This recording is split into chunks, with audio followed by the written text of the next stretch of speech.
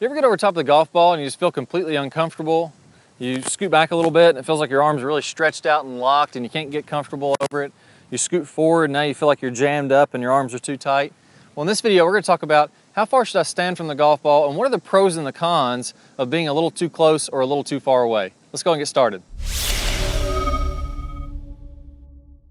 All right, so let's go through a step-by-step system here to get the proper spacing from the golf ball. And I'll talk about the main points at the end of this, the highlights, but let's just go through this and we can all feel how far away we should be. So as we're starting out, get your feet about shoulder width apart if you're going to be using an iron. Now from here, I'm going to drop my hips back until my upper body tilts forward and I'll be looking down at the golf ball now. So if I don't tilt forward enough, I'm going to have to round my shoulders. I don't want to go from my shoulders. I want my hips to come back until my upper body tilts forward and I can now easily see this golf ball. From there, get a little bit of knee flex so you feel athletic, almost like a shortstop, not quite as much knee bend as a shortstop, but you're gonna have a little bit of knee flex, that way you feel like you can move. So I've hinged forward, I've got a little bit of knee flex, and the last thing here, I'm gonna get a little tilt away from the target.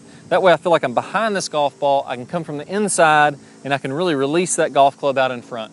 Once I'm in this great position, all I'm gonna do from here with irons is let my arms hang down. So if you're looking from this down the line view, you'll see how my arm is pretty much hanging right underneath my shoulders and I'm in a great position there. You'll notice how the back of my hand is probably about a hand width or maybe just slightly more than that away from my thighs. And now I'm in a great position here to set up to this golf club or this golf ball. So if I get in that same posture with an iron, I'm going to feel exactly like this. That's a great posture there. Again, about a hand width away. I've tilted forward with my body and let my arms hang straight down. Now, what happens if I do this incorrectly? Let's say I'm a little too close to the golf ball, or sorry there, once I get in that good posture, I'm gonna move to wherever I need to get to that golf ball. So what I'm doing is I'm telling you how to feel to be in the good posture, and then I'm gonna feel that same way as I address this golf ball. Now my arms are hanging correctly. What I don't wanna do is set up to the golf ball. If I'm feeling weird, I don't wanna set up to the golf ball, maybe my feet are too close or my feet are too far away, then try to match my posture to wherever I set my feet. I want to feel what's good and then move my body to wherever I need to be to match the golf ball from there. What happens if I get a little bit too close? Let's imagine that my arms are hanging too close to my legs. Now all of a sudden, let's imagine I've kind of rounded my shoulders, my hands are low, and my legs are in the way of my hands now. If I swing back, I'm going to hit my legs here. What naturally will happen is your legs will move out of the way in the backswing, but in the downswing, to create more room, I'll end up standing up. And what happens is my hips move toward the ball, I'll lose my posture, and I'm gonna end up using all hands and arms. Because my body's in the way, I can't move it. I'm gonna use all hands and arms to hit this shot. So that's definitely not what we wanna do. We don't wanna be all hands and arms, or we can be inconsistent. What happens if we're too far away from it now? Let's say my feet are very far away and my arms are really outstretched to meet this golf ball. Now my hands and arms are locked. My elbows are locked, my wrist is locked, and I'm gonna use mostly body, and I'm not gonna have the speed that I can get from my hands and arms if I'm too far away.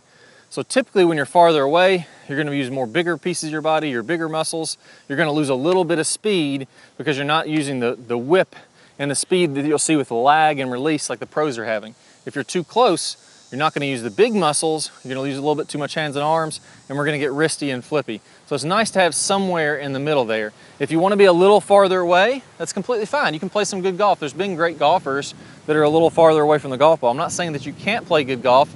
I'm just saying there is a little bit of a downside if we're too far away.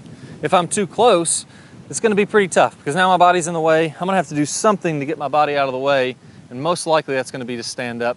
So probably not your best scenario to get too close to the ball. What about with a driver now?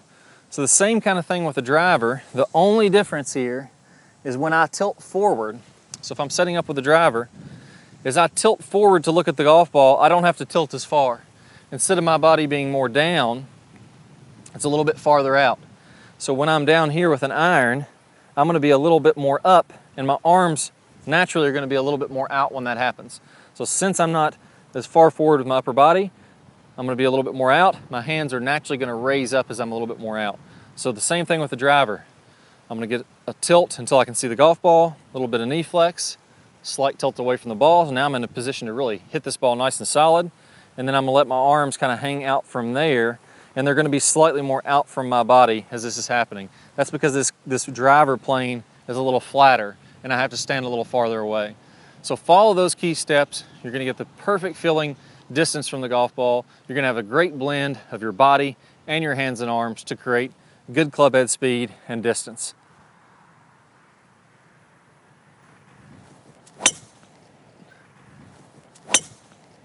Now that you're feeling comfortable over top of the golf ball, one of the things that I mentioned is if we want to create speed, we have to have some good lag in the downswing. Well, that lag is actually a little counterintuitive. A lot of people try to set those wrists early to pick up that club and create lag in the backswing, and that's not what you want to be doing. I have a great video that's going to go over this and a lot more tips for creating more lag. I'm going to play a preview of that here in a second. Just click the card on your screen or the link down below in the description. You'll get instant access to that lag video. Let's go ahead and get started. And welcome back. I'm Ballard, and in today's video, we're going to talk about one of the absolute worst drills for creating lag. It's a very common drill that I see. And in this drill, what we're going to do is we're going to set the wrist very early to create an angle of lag, and then we're going to try to hold this throughout the swing. It's one of the worst things that you can do to build lag. I'm going to talk about the science behind why this is the case, and I'm also going to give you a great drill to help you improve your lag, all in this video. Let's go ahead and get started. If I do it this way versus holding that position, exact same thing happens when we're building lag in the golf swing. So what we want to do is throughout the swing, I want to have a very low and wide takeaway. So I'm not going to set my wrist early at all. If you look at a lot of the top players, you look at Adam Scott, very wide takeaway, not very much wrist set at all. You look at Rory McIlroy, you look at Tiger Woods, all these players are using a wide takeaway and not getting very much wrist set, so that later in the swing, as we start down, we can increase this wrist set, and we're really only going to max out this angle of lag for a split second in the downswing. Okay, so a three-step drill here. Now, as we get started with this, I want to remind you that the fulcrum in this golf club for getting a massive amount of lag is right at the end of the golf club. This is where I want my hinge point to be.